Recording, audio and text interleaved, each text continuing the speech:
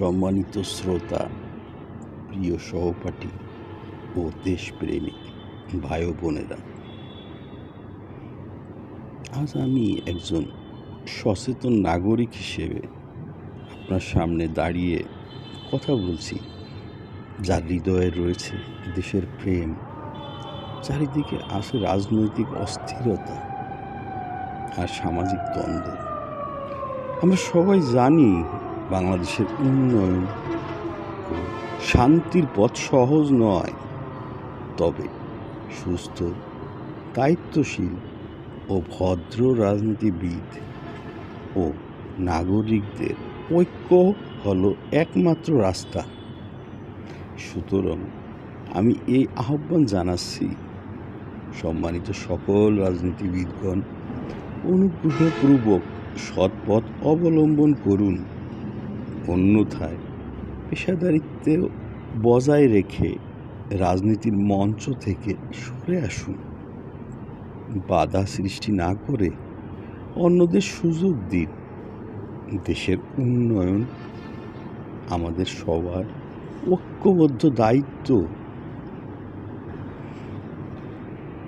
রাজনীতি হলো জনসেবা, জনের বিশ্বাস অর্জনের মাধ্যম, জনগণের বিশ্বাস অর্জনের মাধ্যম।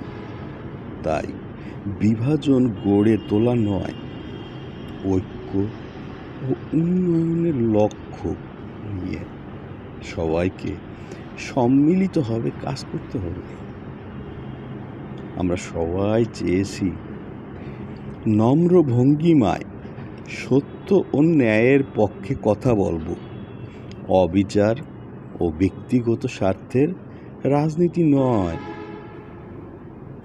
আমি আপনাদের সবাইকে অনুরোধ করব, আমাদের দেশের জন্য কর্মঠতা ও ঐক্যের সেতুবন্ধন গড়ে তুলুন। কারণ বিকশিত জাতি ও উন্নত বাংলাদেশ গড়তে আমরা সবাইকে সামনে আসতে হবে, বিচার ও সততার পথে চলতে হবে। আমার এই আহ্বান কারো পক্ষ কিংবা বিরোধিতা নয়। আমার এই আহ্বান কারো পক্ষ কিংবা বিরোধিতা নয়, বরং দেশের উন্নত ভবিষ্যতের জন্য এবং সুসংগত ও দায়িত্বশীল ভূমিকা পালন।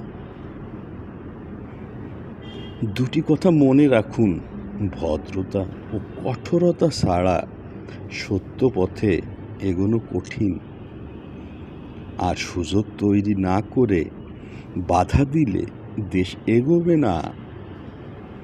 আমাদের বাংলাদেশ ক্ষণিকের জন্য নয়, অনন্তের জন্য সঠিক রাজনীতি চাই।